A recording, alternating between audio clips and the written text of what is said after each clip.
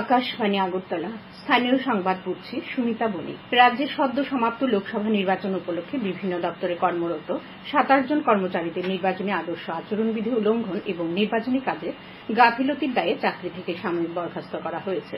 গতকাল এক চিঠিতে মুখ্য নির্বাচন আধিকারিক সেই সকল দপ্তরের ঊর্ধ্বতন কর্তৃপক্ষকে বরখাস্তকৃত কর্মচারীদের বিরুদ্ধে বিভাগীয় শৃঙ্খলা ভঙ্গের কার্যক্রম গ্রহণ করার জন্য অনুরোধ করেন।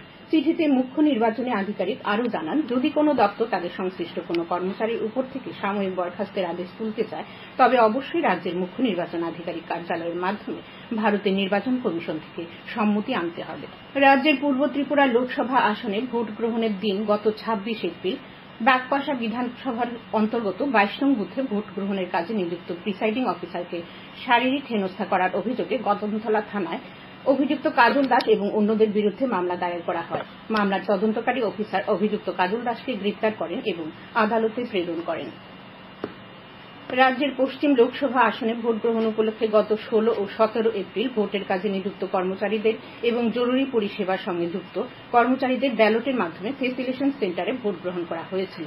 রাজ্যের 60টি বিধানসভা কেন্দ্রের যে সকল ভোটার ভোটদান করেন সংশ্লিষ্ট কেন্দ্রের সহকারী রিটার্নিং অফিসারগণ এই সকল ব্যালট পেপার রিটার্নিং অফিসারের কাছে জমা করেন এবং ব্যালটগুলি স্ট্রং রুমে কড়া নিরাপত্তায় রাখা হয়। একইভাবে রামনগর বিধানসভা কেন্দ্রের উপনির্বাচনের জন্য ব্যালট পেপারের মাধ্যমে ফেসিলেশন সেন্টারে যারা ভোট দিয়েছেন সে ব্যালট পেপারগুলিও উপনির্বাচনের কাজে নিযুক্ত রিটার্নিং অফিসারের স্ট্রং রুমে কড়া নিরাপত্তায় রাখা হয়েছে।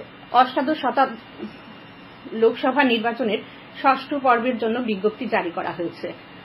এই পর্বে 6টি রাজ্য এবং একটি কেন্দ্রশাসিত অঞ্চলের 57টি আসনে ভোট নেওয়া হবে। দিল্লির 7টি, হরিয়ানার 10টি, উত্তরপ্রদেশের 14টি, বিহার ও পশ্চিমবঙ্গের 8টি, উড়িষ্যার 6টি এবং ঝাড়খণ্ডের 4টি আসনে এই পর্বে ভোট হবে। 6 মে পর্যন্ত মনোনয়নপত্র জমা দেওয়া হবে। মনোনয়নপত্র পরীক্ষা করা হবে 7 মে এবং প্রার্থীপদ প্রত্যাহারের শেষ দিন 9 মে। 25 মে ভোট গ্রহণ অনুষ্ঠিত হবে। এদিকে গতকাল ছিল লোকসভা নির্বাচনের 4র্থ দফার ভোট মনোনয়নপত্র প্রত্যাহারের শেষ দিন। 9টি রাজ্য এবং একটি কেন্দ্রশাসিত অঞ্চলের মোট 96টি লোকসভা আসন এই পর্বে আগামী মাসের 13 তারিখে ভোট হবে। পূর্ব ত্রিপুরা লোকসভা আসনে ভোটদানে পুরুষরা এগিয়ে রয়েছেন। নির্বাচন দপ্তর জানিয়েছে এই আসনে 5,67,386 জন পুরুষ ভোট দিয়েছেন। মহিলা ভোটদানকারী সংখ্যা ছিল 5,55,034 জন। 4 জন তৃতীয় লিঙ্গের ভোট দেন। মোট 11,22,424 জন এই কেন্দ্রে ভোট দিয়েছেন। এই কেন্দ্রে মোট ভোটার ছিলেন 13,96,761 জন। বর্তমান সময়ে অতিরিক্ত তাপপ্রবাহ ও বৃষ্টির অপ্রতুলতার কারণে রাজ্যের কিছু কিছু এলাকায় জল সংকট দেখা দিয়েছে। পানীয় জল সরবরাহকারী কিছু কিছু উৎসে প্রাকৃতিক কারণে বা যান্ত্রিক গোলযোগে সাময়িকভাবে পর্যাপ্ত জল উত্তোলন ব্যাহত হচ্ছে।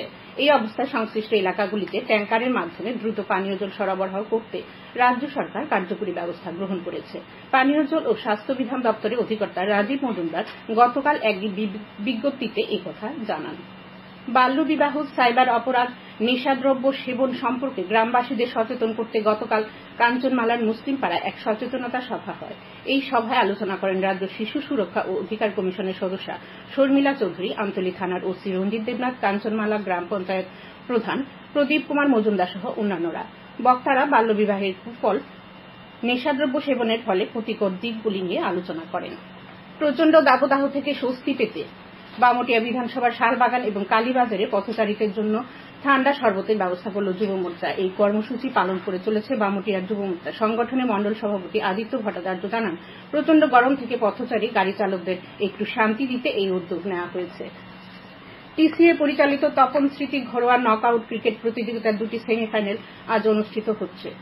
এতে এমবিবি স্টেডিয়ামে সংহতি ক্লাব ও স্ফুলিঙ্গ ক্লাব এবং নরসিংগড়ের পিটিএ মাঠে কসমোপলিটন ক্লাব ও ইউনাইটেড ফ্রেন্ডস পরস্পরের মুখোমুখি হবে। গতকাল 2টি কোয়ার্টার ফাইনাল ম্যাচে কসমোপলিটন ক্লাব ও ইউনাইটেড ফ্রেন্ডস জয়লাভ করেছে। আবহাওয়া। এখন আবহাওয়ার পূর্বাভাসে জানানো হয়েছে আজ আকাশ আংশিক মেঘাচ্ছন্ন থাকবে। 2-1 জায়গায় বজ্রবিদ্যুৎ সহ হালকা থেকে মাঝারি পর্যায়ে বৃষ্টিপাতের সম্ভাবনা রয়েছে। আজ ভোরের সর্বনিম্ন তাপমাত্রা ছিল 28.1 ডিগ্রি সেলসিয়াস। দিনের সর্বোচ্চ তাপমাত্রা 38 ডিগ্রি সেলসিয়াসের কাছাকাছি থাকবে। রাজ্যে উষ্ণতা প্রবাহ এবং বাতাসে আর্দ্রতার পরিমাণ অব্যাহত রয়েছে। স্থানীয় সংবাদ এখনকার মতো এখানেই শেষ হলো।